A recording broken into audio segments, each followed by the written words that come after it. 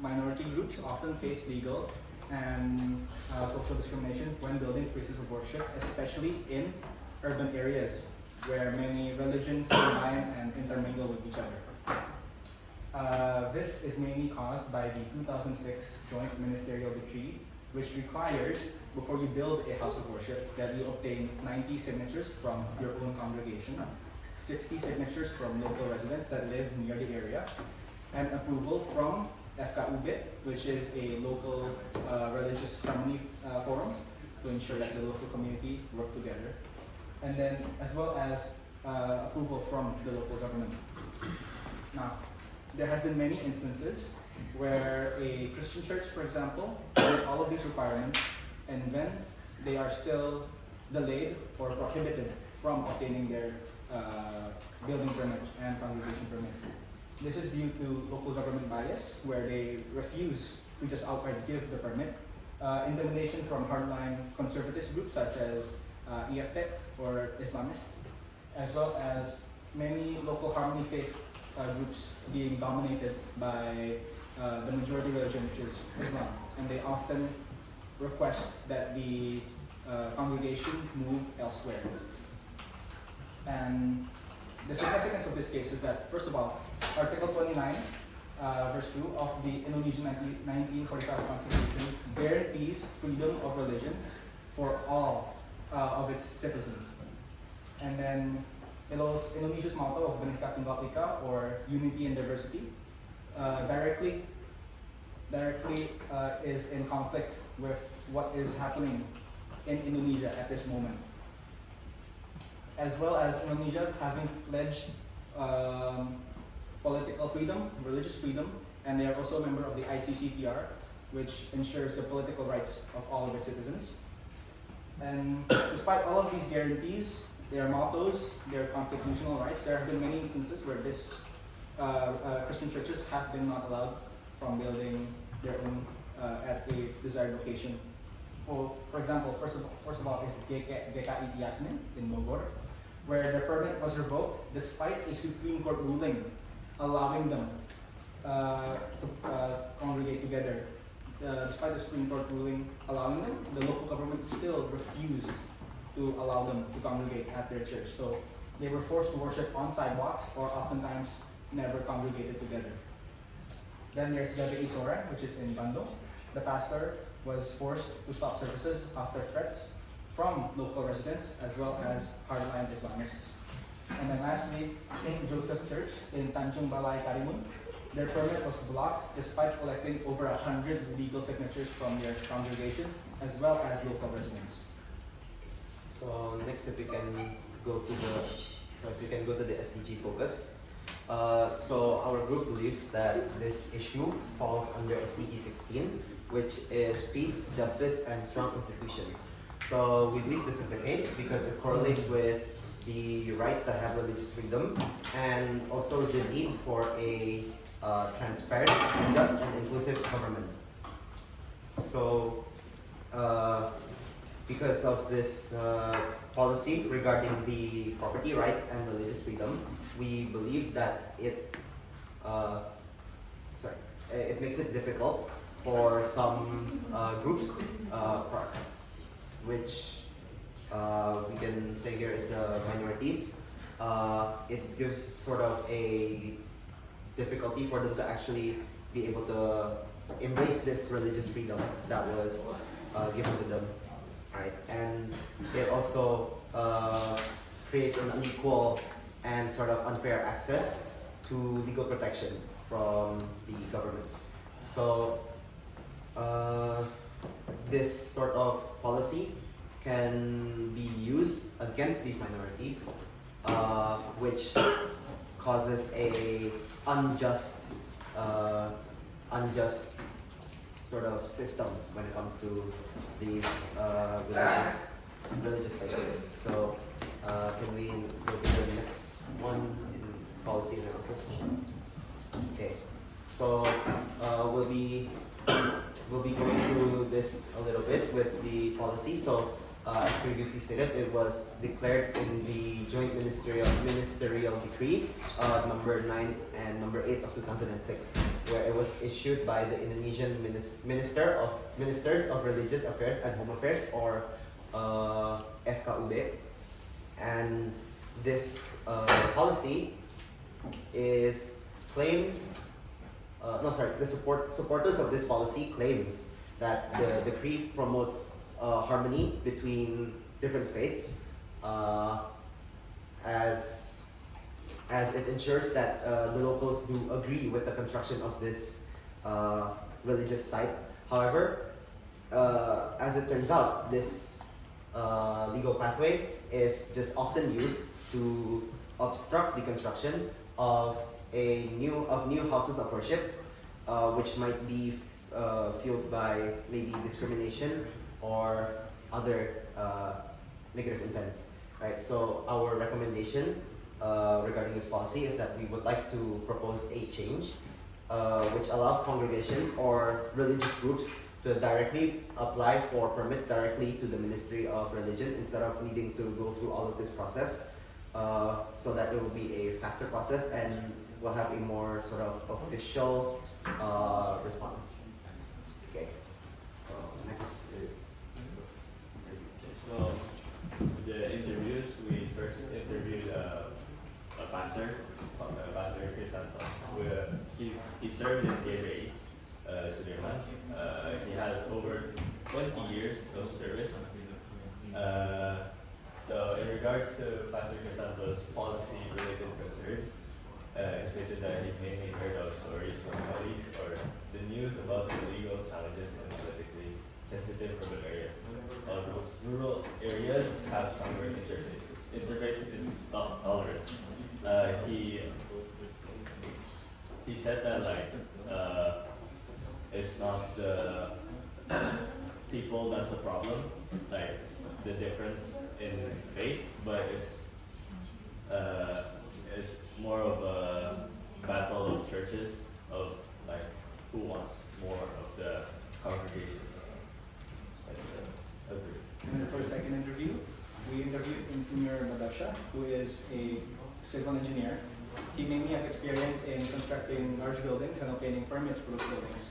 He stated that in urban areas it is relatively fast if you want to obtain a permit, and in rural areas obviously it's a bit slower. So he's also stated that the main issue that he has heard of was from the local community blocking the permits, or bias that has been deeply rooted inside the local government and local harmony faith forums. The process itself isn't too extensive. It's just the people that are involved in the process that make it much more difficult than necessary. So because our solution is to revise the law, so here's an outline of our step-by-step action plan. So first, we are planning to build an alliance and support by finding organizations, communities, and individuals who share similar interests with us. So for example, like GBU Sudirman, they've been building churches in rural areas in Indonesia for quite some years now. And also maybe like communities in universities and also like religious leaders. And then the second step is to increase public awareness of the situation through the continuation of public campaigns, media interviews, petitions, partnerships with popular religious leaders, and more social media awareness. So you can put out like content or like press interviews with, for example, Pendeta Crisanto, showing like how hard it is for some minority groups of religions to have their own house of worship. This is important because, it is important to build an alliance, so our voice will be more effective. And third step is to arrange a draft of the revision of the law, while also consulting with law experts to ensure the practice of the revision and also the effectiveness. And the fourth step is because in Indonesia, the government officials which are important to revise the law or add or change the law is the DPR and the President. So this makes the DPR like important stakeholder for us. So we need to reach out to the members of the DPR to arrange meetings to present our proposed solution, and also to provide evidence of our support, or how many people there are supporting us through this new law. And the last step is to monitor the progress of legislation process. This is important so our law wouldn't get like put aside or not getting too much attention. So it can also be revised more faster. And after the law is accepted by both the DPR and the President, when it's already like issued or already like applied to the whole of Indonesia, we also need to like continue monitoring it to make sure that it's effective, and if there are any problems, we're gonna revise it. To add on to Kevin's explanation, in 2024, late 2024, the Ministry of Religion already stated that they have plans to actually change the law to completely bypass local harmony forums, which is the FCOs, and as well as the local governments. So congregations only need to apply directly towards the Ministry of Religion and Home Affairs. So, yeah, that concludes our presentation of this topic. Thank you. Thank you. I have this question. Yes, sir. Let's say you are trying to get permit, right, to build your house of worship, but since you don't have to ask signature from the people around the area, means you just apply to the government. Yes. Isn't that Ignoring the make voices. it worse? Somehow like, oh, just bribe the governments and you live in this area. Suddenly you live in one area, you have a very nice environment. Suddenly you have mosque in front of your house. I mean, you don't have control over that, right? Or you live, suddenly there's a mosque in front of your house. Do you think it's worse that way? From the research we've done, we've mainly been prioritizing the congregation itself, as you can see.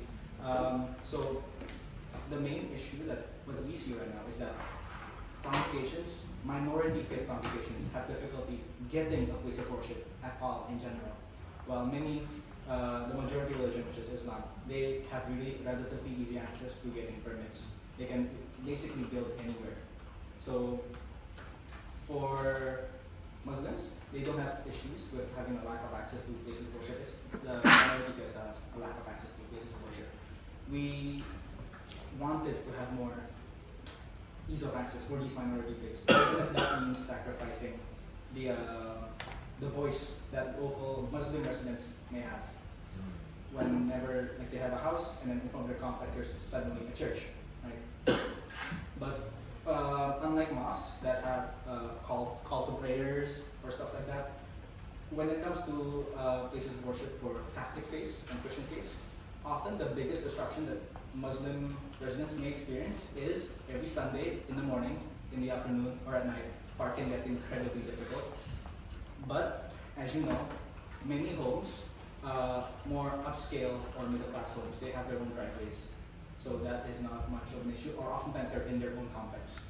So these Christian, if a Christian congregation would like to build a place of worship, then the Ministry of Religion could implement a rule stating that they must not have disruptions to the local residents whenever they want to apply and build there, or they must have a solution to the disruptions that they are going to cause. So parking for mosque, that might be the call to prayer. They might have to reduce the volume or not have a call to prayer at all outside the mosque. Just like in Singapore, where they completely outlaw call to prayers, vocally and out loud. If there is no disruption at all, then I see no reason why people would not want. Since if the congregation is not disturbing you, why would you disturb the congregation? Let's say, Yes. I'm a Shinto. I'm very rich. I have a lot of money. And I want to build 500 Shinto shrines all across Indonesia. I applied for the permit, I built it, no disturbance. There will be no disturbance to people live around the shrine, right? And it looks good as well. What if I do that? Will that like disturb or annoying people around? Well, we built 500 Shinto shrines for minority Shintoism. That's it. There's only 5 Shinto all across Indonesia, but Indonesia will have 500 shrines. Do you think it's okay with that ratio? Then If that's the case, then we might want to keep the rule for the 90 signatures from your own congregation to ensure that you have your own audience that will attend these shrines, mosques, or churches. And if I may add as well, it should also be, technically it should also be within the hands of the government to sort of also maybe decide if whether whether the request is, you could say, reasonable or whether it's absurd. Yeah, for example, for that example, within the 5 Shintos in Indonesia, 500 shrines all over the country would be unnecessary probably, because maybe those 5 Shintos are mostly within like one island, so there would be not much need to build it on other islands as well.